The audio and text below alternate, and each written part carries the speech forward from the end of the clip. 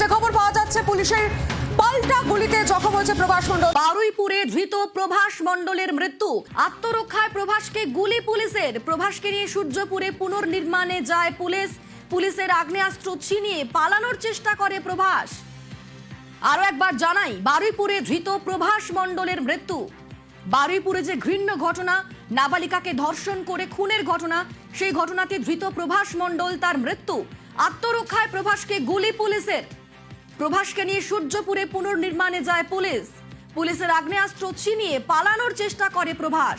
12:45 ঘটনা। বারুইপুর থানার একটি তদন্তকারী দল, তারা প্রভাস মণ্ডলকে সঙ্গে নিয়ে এই গোটা ঘটনার রিকনস্ট্রাকশন করতে ঘটনাস্থলে নিয়ে আসে।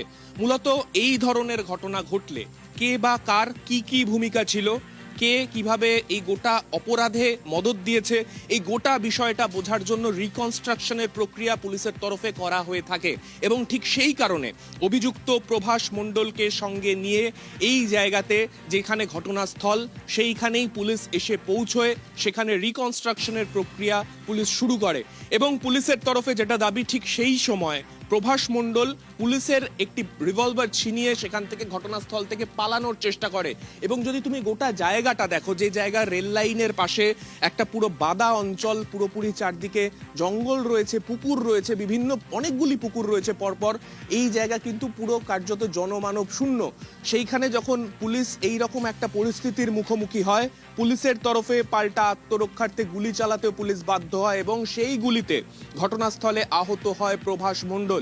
প্রভাস মণ্ডলকে তৎক্ষণাৎ সেখান থেকে উদ্ধার করে বারুইপুর মহকুমা হাসপাতালে পুলিশ আধিকারিকরা নিয়ে গেলে সেখানে চিকিৎসকরা তাকে মৃত বলে ঘোষণা করেন।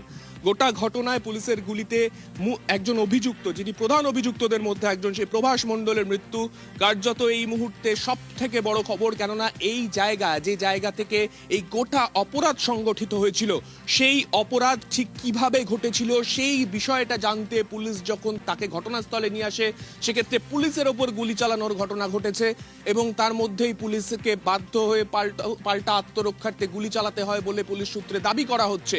এবং এখনো পর্যন্ত প্রভাস মণ্ডলের দেহ বারুইপুর মহকুমা হাসপাতালে রাখা রয়েছে বলে জানতে পারা যাচ্ছে।